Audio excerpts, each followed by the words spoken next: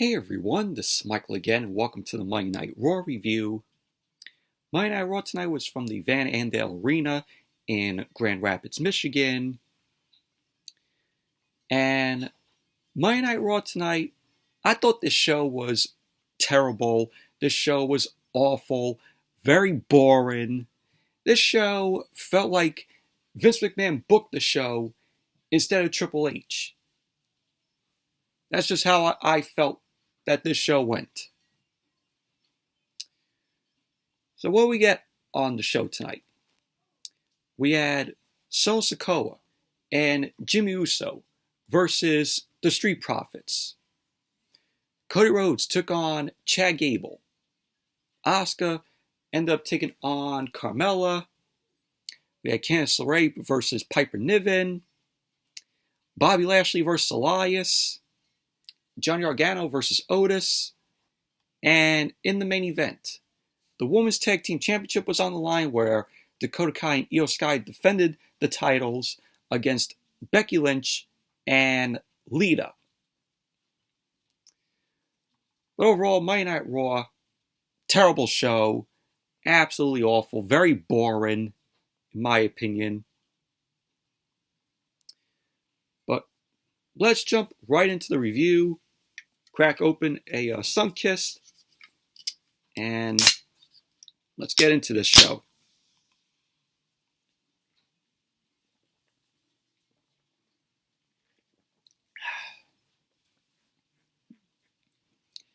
So Monday Night Raw open up tonight with Jimmy Uso and Sikoa versus the Street Profits.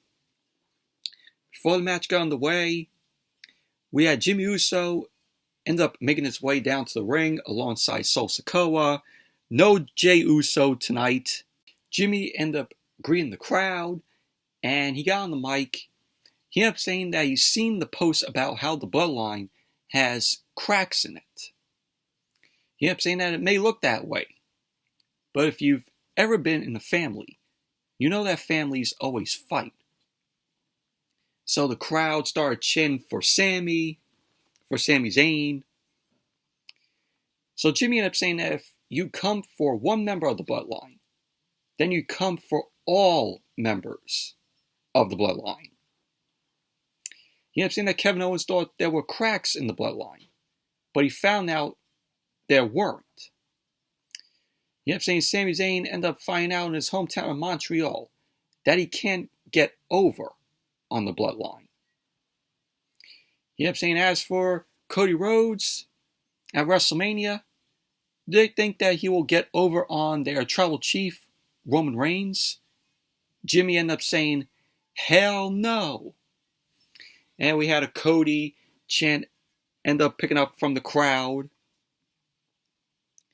So Jimmy ended up saying, speaking of the tribal chief, Roman Reigns, he'll be on SmackDown on Friday to remind everyone who thinks they run the show. Jimmy then ended up saying, as for tonight, they're here to remind them who runs Monday Night Raw. So Jimmy Uso ended up calling anyone out. So the Street Profits end up coming out.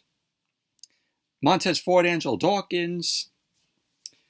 Montez Ford ended up greeting the crowd, and he pretended to be excited to see Sikoa and Jimmy Uso. So Angelo Dawkins ended up saying that Sikoa doesn't wear shoes because his bunions have to breed. So Montez Ford ended up saying Jimmy Uso is also in the ring. Montez Ford then ended up saying that we've also got the guy who got a 90 in WWE 2K23, Jey Uso. But then Montez Ford ended up noticing that Jey isn't here. So we had Dawkins and Montez Ford end up looking for him. Ford ended up saying that if he were the bridge that keeps the Bloodline together, he'd also be tired. Ford ended up saying that they have some nerve showing up on their show and trying to put over their absent chief's orders. So he ended up saying that the Bloodline is cracking. So Jimmy Uso ended up saying, oh, the Street Profits talk a lot of trash for people that got bodied by the Bloodline. So Jimmy ended up saying to them that they need to keep the Tribal Chief's name out of their mouths. So Montez Ford ended up saying they're in Grand Rapids for Monday Night Raw, and they want the smoke.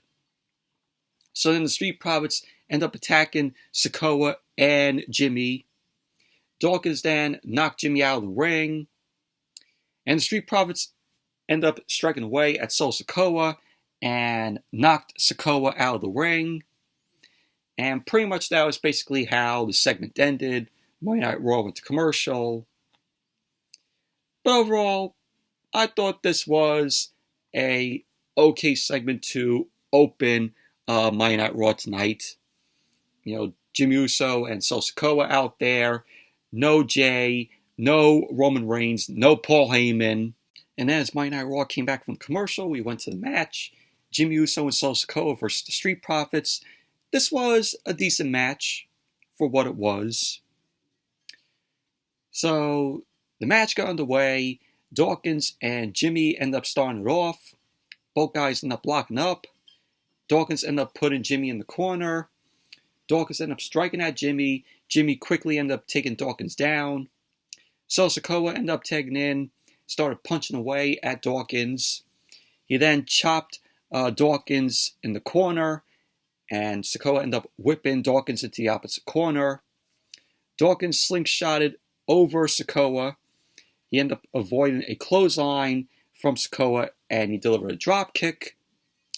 So Montez Ford ended up tagging in, and the Street Profits ended up dropping Sol Sikoa with a double drop kick. So Montez Ford ended up going for the cover. Sikoa ended up kicking out. Ford ended up applying a side headlock, but Sol Sikoa ended up backing him into the corner. Jimmy then ended up tagging in, started punching away at Montez Ford. So Jimmy ended up hitting a snapmare and a clothesline to Ford. So he ended up going for the cover. Ford ended up kicking out. So then we had a replay was being shown from Elimination Chamber, where Montez Ford ended up climbing to the roof of the chamber, and he flipped onto the competitors in that match. And then later on in the match, Seth Rollins ended up hitting Ford with the stomp on the floor. So we saw a replay of that from Elimination Chamber. And then Montez Ford ended up tagging in Dawkins. Jimmy ended up getting control of the match. He ended up hitting a headlock takeover on Dawkins. Dawkins fought up, but Sol Sikoa ended up blind tagging in. Dawkins ended up going to jump over Jimmy, but Sol Sikoa quickly clotheslined Dawkins down. So then as Monday Night Raw came back from the commercial, we had Sol Sikoa in control of the match. He ended up dropping Dawkins with the Samoan drop. Sikoa ended up getting Dawkins in the corner, started punching away at him. Sikoa backed up, and he ended up hitting Dawkins with a running hip attack. Sikoa ended up taunting the crowd, and then he super kicked Montez Ford off the apron. Sikoa ended up backing up. He ended up going for another hip attack. Dawkins ended up taking him out with a flying back elbow. So Montez Ford was back on the apron, and Dawkins ended up tagging in Montez Ford. Jimmy ended up tagging in, so Montez Ford and Jimmy went at it. Ford ended up ducking a clothesline from Jimmy, started punching away at Jimmy before he ended up hitting some strikes. Ford ended up doing a backflip, and he ended up hitting a back suplex to Jimmy. And then Montez Ford ended up hitting a awesome, perfect standing moonsault onto Jimmy. So Ford ended up going for the cover, and Jimmy ended up kicking out. Montez Ford then charged at Jimmy, but Jimmy ended up dropping Ford on the apron. Ford then kicked Sol Sikoa, and then he ended up kicking Jimmy. Ford ended up going to the top rope, and Jimmy was on his feet. And we had Jimmy end up attempting to do a superplex to Montez Ford, but Ford ended up headbutting Jimmy down. Ford then ended up hitting Jimmy with a diving cross body block, and he ended up going for the cover. Jimmy kicked out. So we had Sikoa end up tagging in. Montez Ford didn't notice that Sikoa tagged in. Ford ended up hitting Jimmy with the spine buster and tagged in Dawkins. So Dawkins and Ford were set up for the Doomsday device. Sikoa ended up flipping Montez Ford off the top rope out to the floor. And then Sikoa ended up hitting Dawkins with the Samoan spike. So Sikoa ended up going for the cover. And there you go. Jimmy Uso and Sikoa ended up winning the match. Post-match, Jimmy and Sikoa ended up double teaming on the Profits. They ended up putting a chair around Dawkins' head. Sikoa was set up to hit a run hip attack to Dawkins. And then all of a sudden, Kevin Owens ended up running to the ring. He was wearing a black hoodie. So Owens ended up running to the ring. He super kicked Sikoa. Owens then ended up dropping Jimmy with the stunner before running out of the ring. So Sikoa was irate. He swung the chair wildly as Kevin Owens retreated out of the ring. And pretty much that was basically that. So Kevin Owens is not finished with the Bloodline. But overall, this was a decent match. Some good wrestling here from both teams. Decent match. And then as Monday Night Raw came back from the commercial, we had, the VIP lounge, where Brock Lesnar responded to Omos's challenge at WrestleMania, which is fucking awful. Who wants to see Brock Lesnar versus Omos at WrestleMania? That does not scream WrestleMania-worthy match. It sounds like a match that you would see in Saudi Arabia. Why are we getting this at WrestleMania? You could thank Vince McMahon for that. Because this reeks and smells of Vince McMahon. Do not tell me that Triple H would book a match like Brock Lesnar and Omos at WrestleMania. It screams and reeks of Vince McMahon. And there was an article that I read about Triple H and Vince talking about creative. So Triple H was probably like to Vince, well, Vince, I'm going to give you one match to book for WrestleMania. And then Vince goes to Triple H and says, well, let's do Omos versus Brock Lesnar. That's my one match that I want to do for WrestleMania. What an awesome match it's going to be. Some good shit. No. Absolutely awful. Do not tell me that Triple H ended up booking Brock Lesnar versus Omos. No. I want to see nobody say that. If you think that Triple H has booked this match with Brock Lesnar and Omos, you are sadly mistaken. Like I said, Brock Lesnar versus Omos reeks and smells of Vince McMahon. Triple H would never book this match. So we had the VIP lounge. It was set up in the ring. MVP did not make his way out. Instead, we got Brock Lesnar coming out. Brock Lesnar made his way down to the ring. Cowboy hat, in hand. So Brock ended up circling the ring. He was shaking hands with the fans. Brock Lesnar then got into the ring. And he looked around at the furniture, the couches. And he made himself at home, sitting on the couch. And MVP ended up coming out. MVP made his way to the stage. He was looking a little concerned. Of course, he came out cane in hand. MVP ended up getting on the mic, and he ended up saying this wasn't how he envisioned this going down. So Brock Lesnar got on the mic, he ended up greeting Michigan, and he apologized for being early. So Brock Lesnar ended up saying to MVP, please join me if you wish. So MVP ended up saying that he's good from where he is. To which Brock Lesnar ended up saying to MVP that he has no beef with him. So Brock Lesnar ended up telling MVP that he is all about business. And of course, we had a Suplex City chant, pick up from the crowd. Brock Lesnar ended up saying that he's here to listen to MVP in this beautiful VIP lounge. He ended up saying that he also wants to listen as MVP sells the people here and at home, as well as himself wanting to fight. So MVP ended up saying that he wants assurances that they're talking about business and he won't be visiting Suplex City.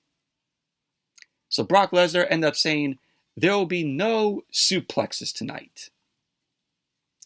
MVP then took Lesnar's word and he ended up getting into the ring.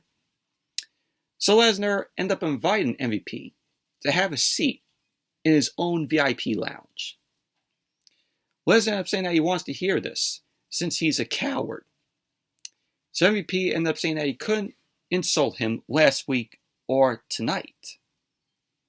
So Lesnar ended up telling MVP to sell him and the people this fight. So Lesnar ended up saying that he's here tonight to possibly do business. So Lesnar ended up telling MVP to hype the fight. MVP ended up saying that Brock Lesnar is the beast incarnate. And if Brock Lesnar puts his hands on a man, they have no chance. MVP ended up saying that if he takes someone to Suplex City or hits an F5, that person is done for. So Lesnar ended up having his hands full with the almighty Bobby Lashley. And MVP ended up saying that he wasn't in Bobby Lashley's corner. He ended up saying that Lesnar couldn't have his way with Bobby Lashley. But for some reason, he thinks he can have his way with the 7'3", 416-pound Nigerian giant. MVP ended up saying that Lesnar can do whatever he wants to a man. But if he puts his hands on a giant, the giant puts his hands back on him. He ended up saying that the issue is the beast can destroy any man, but a giant will subdue and conquer a beast. MVP ended up saying that Lesnar can suplex an F5 anyone he wants, but he can't do it to the Nigerian giant named Omos. So Brock Lesnar was laughing, he got to his feet, and he ended up saying to MVP, that was good. Lesnar ended up giving MVP a high five. Lesnar ended up saying, that was damn good. So Lesnar ended up saying that he accepts the challenge. MVP ended up asking, so we've got business. Lesnar ended up saying not only does he accept, but they should shake on it and drink on it.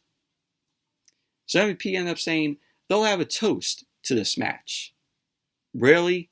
Having a toast to a bathroom break match at WrestleMania. So Lesnar ended up pointing at the WrestleMania sign and he put over the match. Of course, WrestleMania point sign season. So MVP was looking happy. MVP ended up going over for some champagne. Lesnar ended up saying that he bought the good stuff. So Lesnar pulled out a flask and he happily took a sip. MVP ended up saying to Lesnar, oh, I'll stick with the champagne.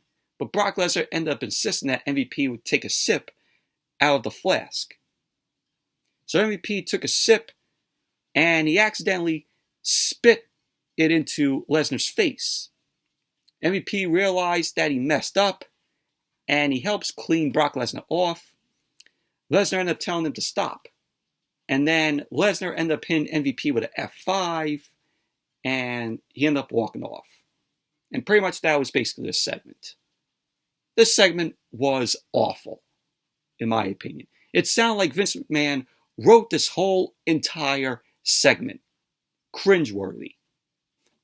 and MVP taking a sip out of what was in the flask, spinning it into Lesnar's face. I'm like, what is this shit? And then MVP has the nerve to say, oh, well, let's have a toast to the match. Yeah, let's have a toast to a match that everybody's going to be getting up from, going to the bathroom, getting food at WrestleMania, and not watching the match. I can't believe we're going to be getting this match at WrestleMania. What an absolute bore fest it's going to be. I give this match 5 minutes. 5 minutes at WrestleMania.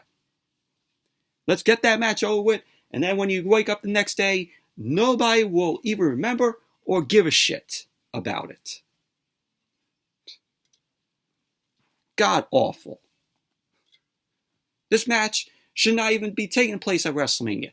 It doesn't scream WrestleMania worthy match. It's more of a match that you would see at a pay-per-view or a premium live event in Saudi Arabia. Yeah, we can all thank Vince McMahon for that, because you could tell that Vince went to Triple H, and said, oh, let's get this match on WrestleMania. So we have one bathroom break match at WrestleMania. Let alone, there's a second match that is going to be a bathroom break at WrestleMania, which I will get to.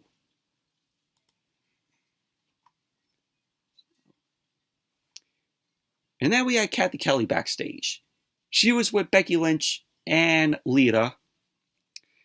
And Kathy Kelly ended up saying to Becky and Lita that they'll be facing Damage Control, Dakota Kai and Io Sky, later on tonight for the Women's Tag Team Championship. So Kathy Kelly was like to the both of them, how are they preparing? Lita ended up saying that for most of her career, she watched some of the best tag teams at work.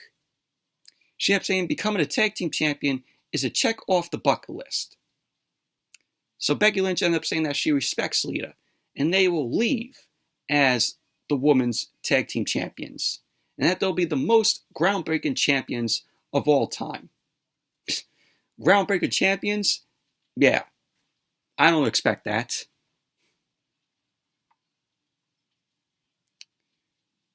So then we got word after Monday Night Raw came back from the commercial that John Cena will be on Monday Night Raw next week from the TD Garden in Boston. So John Cena will be making an appearance next week. And then we had Cody Rhodes versus Chad Gable. This was a good match here. So the match ended up getting on the way. We had Cody and Chad Gable end up circling the ring. Cody ended up grabbing Chad Gable's ankle, but Gable ended up getting away. Cody ended up taking Chad Gable down. Gable ended up quickly hooking Cody. Cody ended up lifting Gable up, ended up putting him in the corner. Gable came back, started punching Cody in the face, and whipped him into the corner. Cody ended up slingshotting over Chad Gable, and he rolled him up. Chad Gable ended up kicking out. So we had Chad Gable end up applying an ankle lock on Cody. Cody ended up rolling Chad Gable into the corner, and he ended up charging at Gable. Gable then ended up booting Cody down. Gable then ended up going up to the top rope.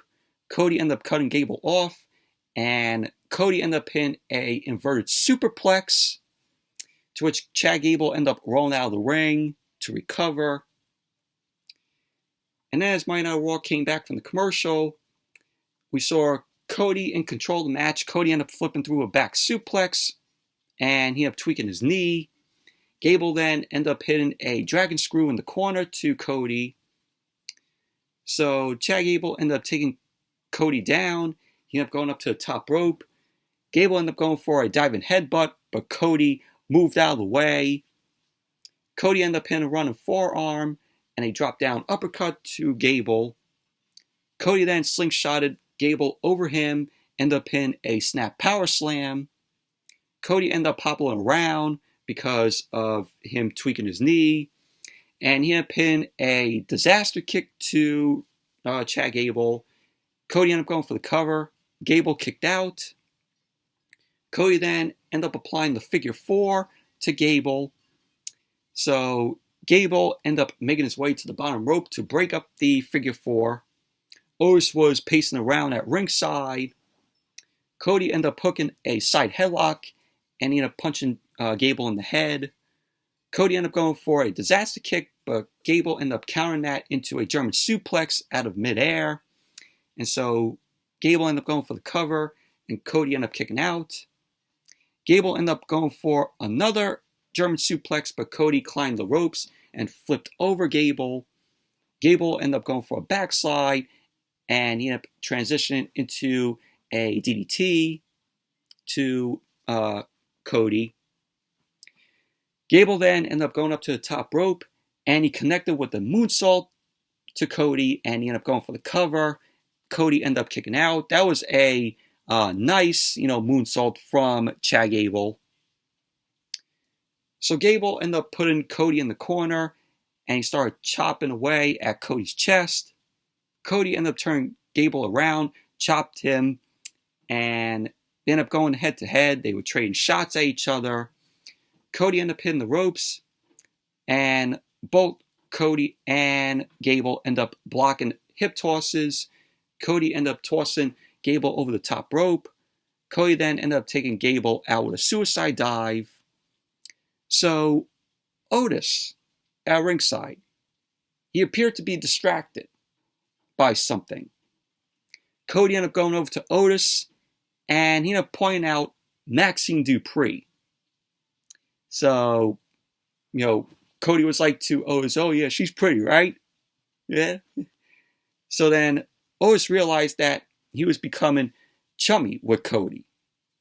Cody ended up quickly sending Otis over the barricade. He ended up getting back into the ring. He ended up hitting Gable with the Cody cutter. And then Cody ended up crushing Gable at the crossroads. And then Cody ended up going for the cover. And there you go. Cody Rhodes ended up winning the match. Post-match, Cody ended up getting on the mic. And he ended up saying, "We are 33 days away from WrestleMania." And then Cody ended up saying that he has yet to stand in the same ring as their opponent, the undisputed WWE Universal Champion, Roman Reigns. So he ended up saying that Reigns is on SmackDown this Friday. And Cody ended up announcing that he will be there on SmackDown. So pretty much that was basically that. So Cody's going to appear on SmackDown on Friday. Both him and Roman Reigns will be in the ring. Overall, good match from Cody Rhodes and Chad Gable. And then we saw Byron Saxton. Byron Saxton was backstage with Baron Corbin. Corbin was looking all frustrated. Corbin ended up saying that he has a message for the WWE Universe. Corbin ended up saying that things haven't been going his way. And people are saying the things JBL said. So, once again, Byron Saxton ended up cutting short Baron Corbin. And then Corbin was like, "Really? Again?" You could tell they don't care for Baron Corbin. So then Byron Saxton chased after Kevin Owens. Byron Saxton ended up asking Kevin Owens about the consequences of what he did earlier in the night. Kevin Owens ended up telling Byron Saxton that the Bloodline should be worried about consequences. And all he wants is to see the Bloodline fall. He ended up saying that he won't stop until he gets what he wants. So pretty much that was basically that. So then we had the WrestleMania sort of like commercial or promo with Montez Ford and Bianca Belair. They were spoofing Titanic. They reacted to the scene where Kate Winslet and Leonardo DiCaprio were on the bow of the ship. And then we had, Leonardo DiCaprio in the film going, "I'm the king of the world." So pretty much Montez Ford and Bianca Belair reenacted that scene. So that was that. Don't even care about Titanic. Such a long movie to sit through. I know a lot of people love it, but just don't care for it.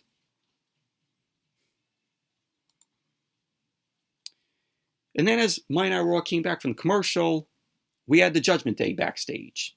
Damian Priest, Finn Balor, Dominic Mysterio, and Rhea Ripley.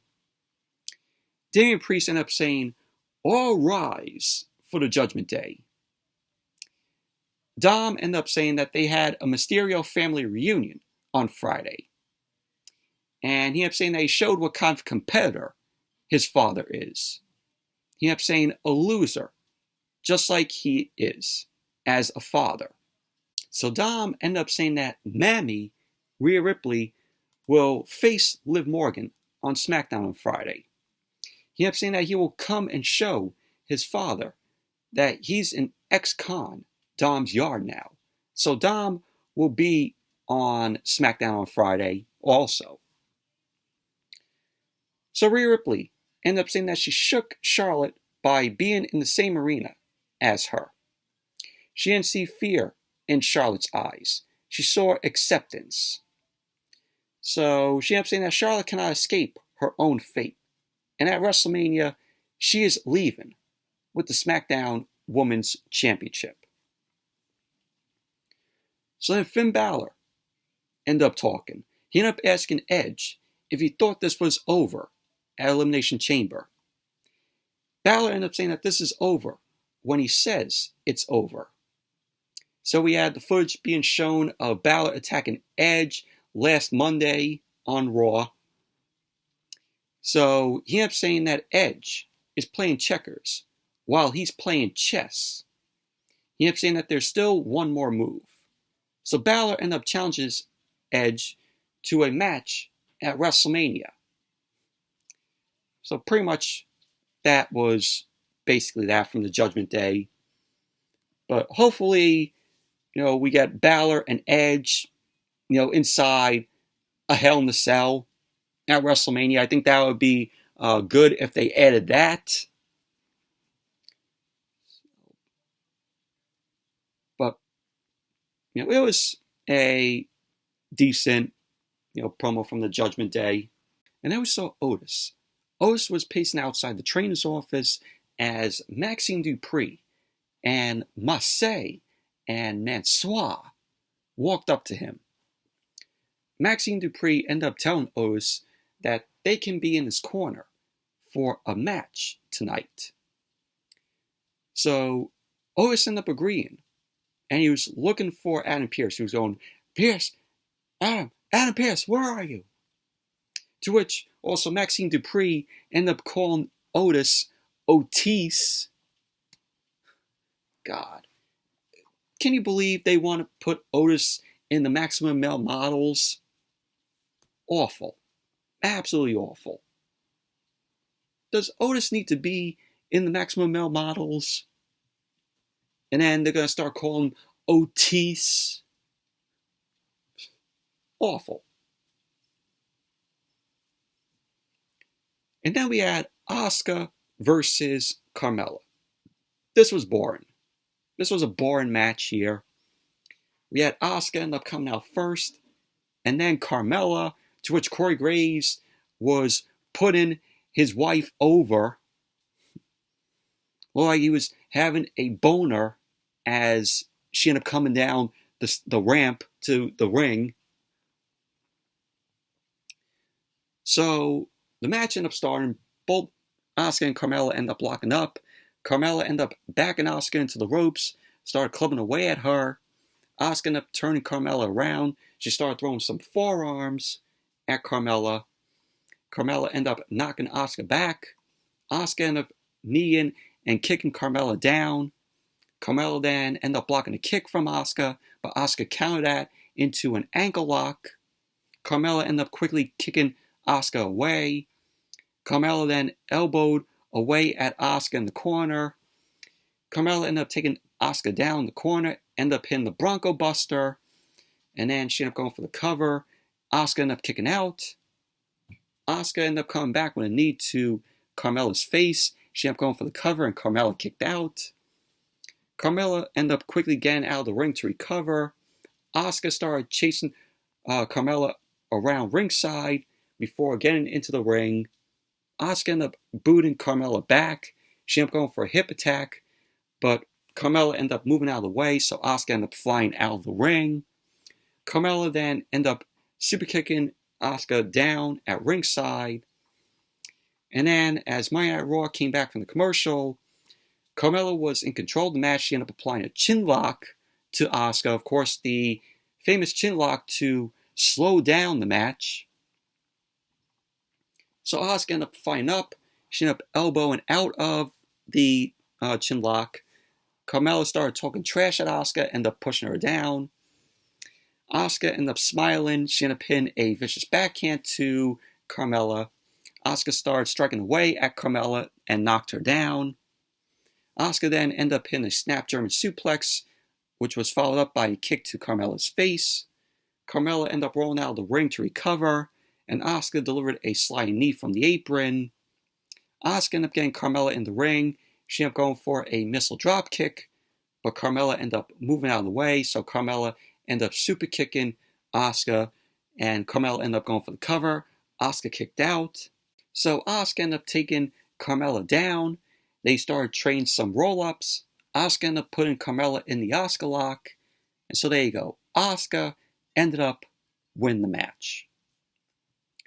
Post-match, Asuka got on the mic and she started shouting. She was like, and then she ended up calling out Bianca Belair. So Bianca ended up coming out.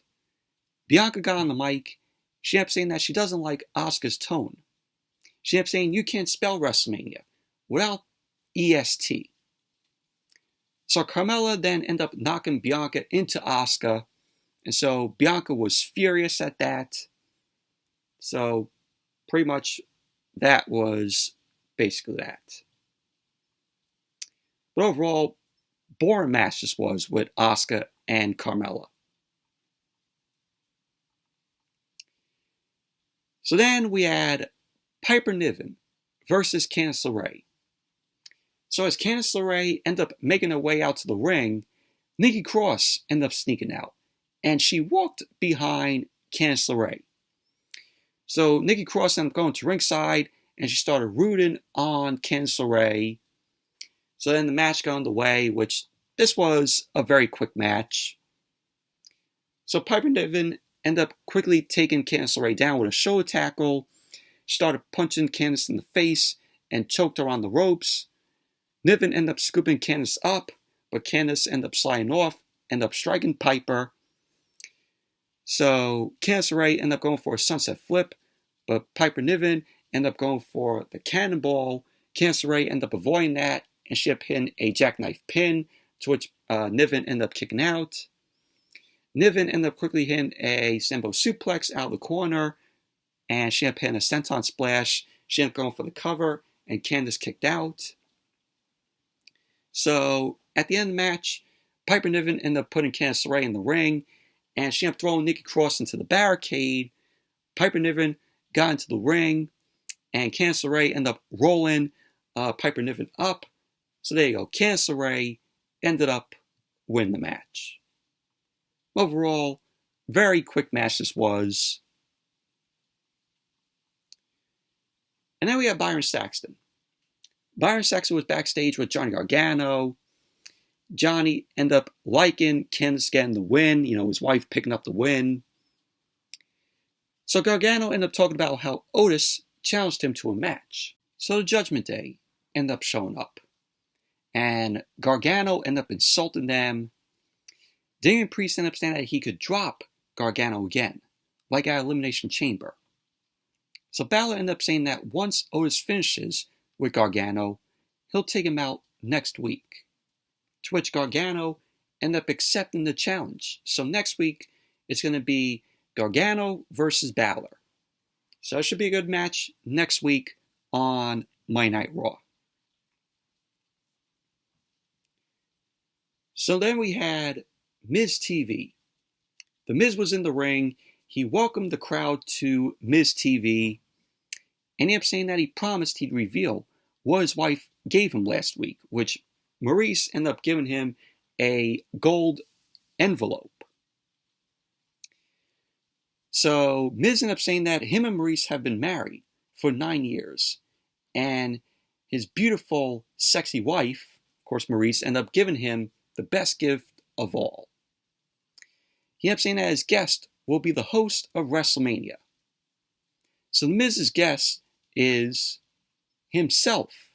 Yes, the Miz's guest was himself. So the Miz will be hosting WrestleMania, just like I predicted. Great. Who is excited to see the Miz host WrestleMania? I know I ain't. God. So the Miz ended up putting himself over. He ended up saying that only he can host WrestleMania in Hollywood. So the Miz ended up putting over the big matches booked on WrestleMania, ended up saying that nothing can bring it down his mood. So Seth Rollins ended up making his way to the ring. Seth Rollins was shown wearing these furry sunglasses, and he was wearing a huge fur coat. So the crowd was singing away to Rollins' theme music.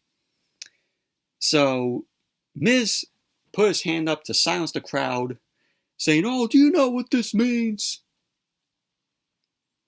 So Miz ended up saying that this is a special moment, to which Rollins ignored the Miz, and he started dancing around, and he was cackling on the mic. Miz ended up saying that Rollins has been raining on his parade for weeks. So Rollins ended up saying 2 weeks ago he stomped Miz with his big red boots because Miz was being a jerk. He ended up saying last week he had to stomp Miz 3 times because he was being a bit of a b-hole. So the Miz ended up saying, "Oh, I'm not a B guy, I'm an A type of person." So Rollins ended up asking Miz if he's an a-hole. So then the crowd started chanting a-hole. So Rollins ended up saying that he is here for a favor. He ended up saying that he's been trying to get a hold of Logan Paul. He ended up saying that it's been difficult. But since Miz taught him everything he knows and is the host of WrestleMania, why doesn't the Miz give Logan Paul a call? So Miz ended up asking Rollins if that's really all he wants, is to make a phone call to Logan Paul. So Miz ended up declining. Miz ended up saying that he doesn't have to do anything and is an A-lister. He ended up saying that's why he's on 2 nights of WrestleMania, and that Rollins is just a joke. So Rollins ended up kicking Miz down, and he noticed Miz's phone was on the ground. Rollins then used Miz to unlock his phone. The Miz was unconscious, so he ended up unlocking Miz's phone. So Miz ended up calling Logan Paul on FaceTime. Logan Paul ended up thinking it was the Miz. He ended up telling him to stop calling him. So Logan Paul was stunned when it was Seth Rollins. Rollins ended up saying that he wants to know how Jake Paul is doing after his rough day. So Rollins ended up challenging Logan Paul to show up next week on Monday Night Raw, to which Logan Paul ended up accepting. So Rollins ended up cackling. He ended up saying, "Bye-bye, bitch," to Logan Paul. So Rollins ended up celebrating. He ended up hitting the stomp to the Miz. And pretty much that was basically that. But overall, this was just very meh segment in my opinion. I mean, yeah, we gotta suffer with Logan Paul next week. Jeez. And then we saw Kathy Kelly. Kathy Kelly was backstage with Dakota Kai and Io Sky, the women's tag team champions, Bayley was, of course, with them. So Bayley ended up saying that they're the greatest champions, and that is their story and legacy. So then Austin Theory ended up walking up. Of course, the United States champion.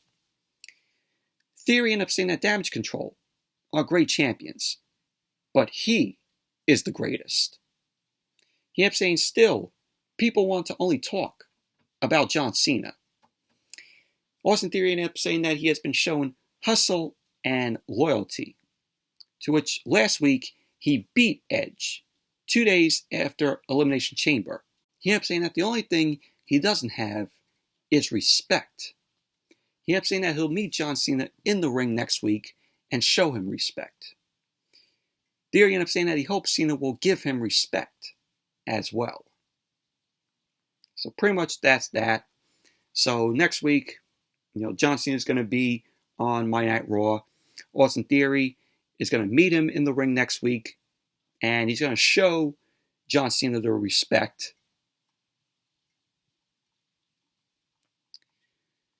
And then we had Bobby Lashley versus Elias. This was nothing. This was a quick match here. Did not even give a shit about this match. So, match ended up starting. Elias ended up leaping onto Lashley, started throwing some punches. Elias started punching away at Lashley, but Lashley ended up fighting out, ended up hitting a scoop slam to Elias. Lashley threw Elias out of the ring. He ended up going to the outside. So Rick Boogs was shown watching backstage, and he was taking notes. Elias ended up sending Lashley into the ring post, and he ended up sending Lashley into the barricade. Elias ended up dropping Lashley on the barricade, ended up kneeing Lashley in the face. Elias put Lashley in the ring, but Lashley ended up quickly catching Elias and delivering a flatliner. Lashley ended up hitting the ropes, ended up spearing Elias down. Lashley then applied the Hurt Lock on Elias, and there you go. Bobby Lashley ended up winning the match. And the only reason why this match took place was because Bobby Lashley ended up attacking Elias last week. So, post-match, Bobby Lashley got on the mic. He ended up saying that he's not in a good mood right now. Lashley ended up saying that he owned Brock Lesnar at Elimination Chamber. Instead of Lesnar tapping out, he resorted to a low blow. So, he ended up saying for proving his dominance over Brock Lesnar, he gets Bray Wyatt playing his kid games. Lashley ended up saying that he doesn't play little kid games because he's the Almighty. So Lashley ended up warning Bray Wyatt to keep his name out of his mouth, or he'll hurt him. So Bobby Lashley ended up leaving the ring, and then Bray Wyatt appeared on the screen. He was doing a muscle man dance that had images of Bobby Lashley in it. So Bray Wyatt then ended up warning Bobby Lashley to run. So Lashley was furious, and he ended up walking off. And Bray Wyatt's logo remained on the screen, and that was pretty much basically that.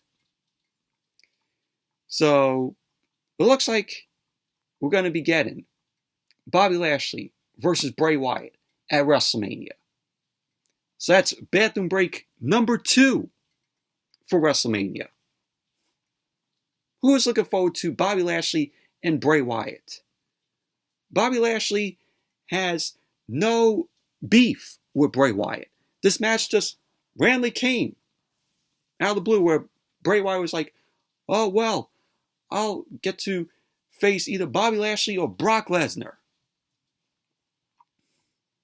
So Bray Wyatt has nothing to do with Bobby Lashley or Brock Lesnar. This match just came out of the blue just like that. So there's your 2 bathroom breaks. Omos versus Brock Lesnar and Bobby Lashley versus Bray Wyatt when that gets confirmed.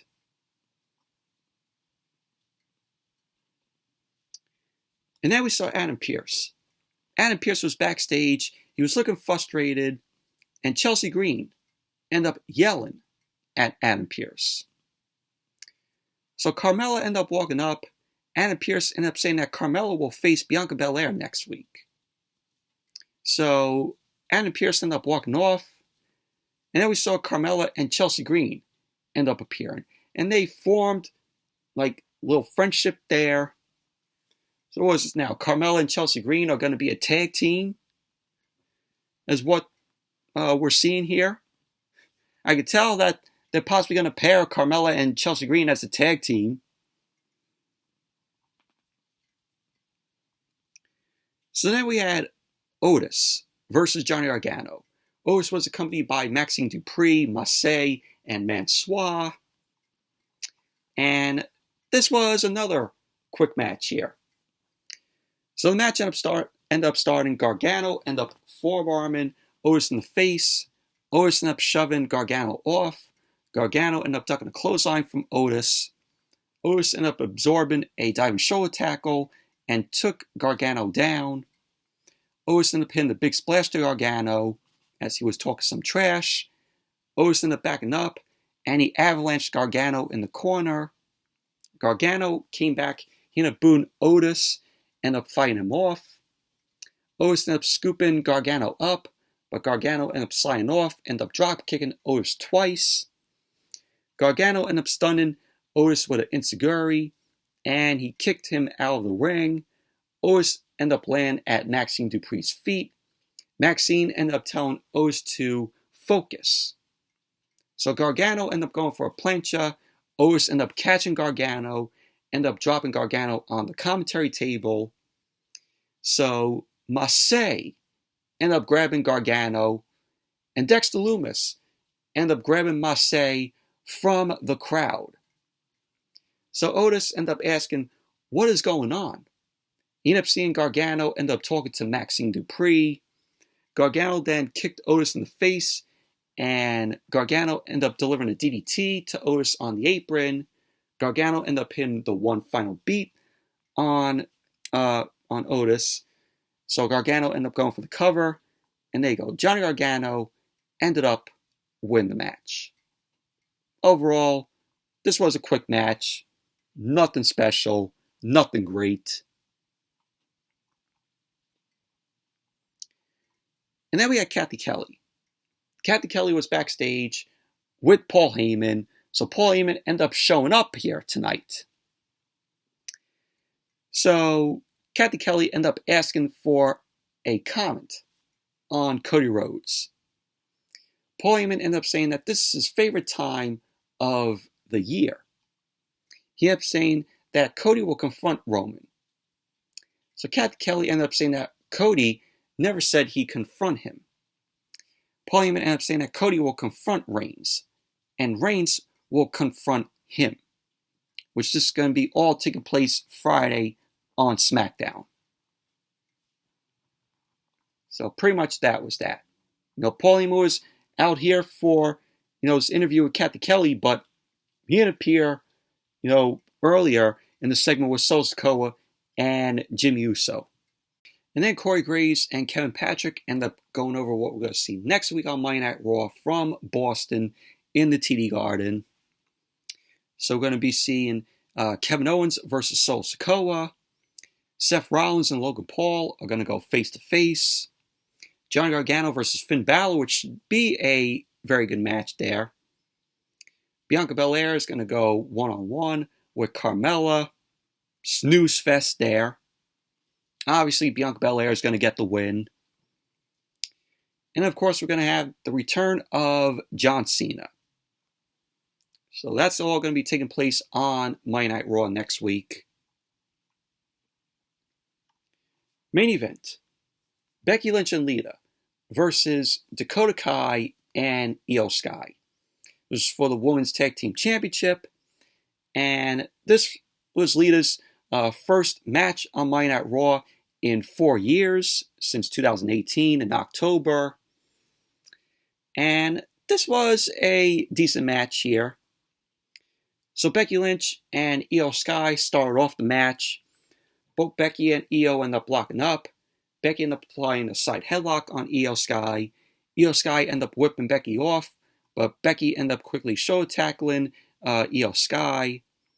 Becky ended up wrenching Io's arm, and she ended up pointing at Lita. Io Sky ended up quickly getting away, and she tagged in Dakota Kai. Lita then ended up tagging in. Lita ended up applying a side headlock to Dakota Kai, and she ended up delivering a shoulder tackle. Lita still got it. So we had the crowd end up chanting, "Let's go, Lita." Lita ended up going for a twist of fate to Dakota Kai, but Dakota Kai ended up pushing Lita away, and she ended up tagging Io Sky in. Lita ended up kicking Io Sky and tagged in Becky. Lita and Becky end up hitting a double team suplex to Io. So Becky ended up going for the cover, and Io ended up kicking out. Lita tagged in. They ended up hitting Io Sky with a double team hip toss. So Dakota Kai ended up running in, and so Lita and Becky end up doing a hip toss to Dakota Kai. So Becky and Lita end up sending Damage Control in the same corner, and we got Vintage Lita. She ended up hitting Poetry in Motion to both Dakota Kai and Io Sky. So Becky and Lita end up doing some punches to Damage Control. Becky ended up punching Dakota Kai. Lita ended up punching Io Sky. Lita then ended up going up to the top rope. Io Sky ended up moving out of the ring, so Dakota Kai and Io Sky were on the outside. Becky ended up tagging in, and she delivered a cannonball off the apron to both of Damage Control, both Dakota Kai and Io Sky. And as Monday Night Raw came back from the commercial, Becky ended up sending Dakota Kai into Io Sky before coming off the second rope with a diving leg drop. Io Sky ended up running in. Becky Lynch ended up catching Io. Becky ended up hitting Io Sky with a reverse DDT. And then we had her hit Dakota Kai with a DDT, and she ended up going for the cover, to which Dakota Kai ended up kicking out. Becky ended up following up with a Diamond Dust on Dakota Kai. Becky ended up going for the cover. Dakota Kai ended up kicking out again. Becky ended up going for to disarm her, but Dakota Kai ended up fighting, out of it. Io Sky ended up getting in the ring. She ended up drop kicking Becky out of the ring. So Io Sky ended up taking Lita. She bounced Lita off the commentary table. Io Sky ended up tagging in, and she ended up hitting Becky with a side moonsault. Io Sky ended up getting Becky Lynch into the ring. She ended up going for the cover. Becky ended up kicking out. So Io Sky ended up applying a modified rear naked choke to Becky.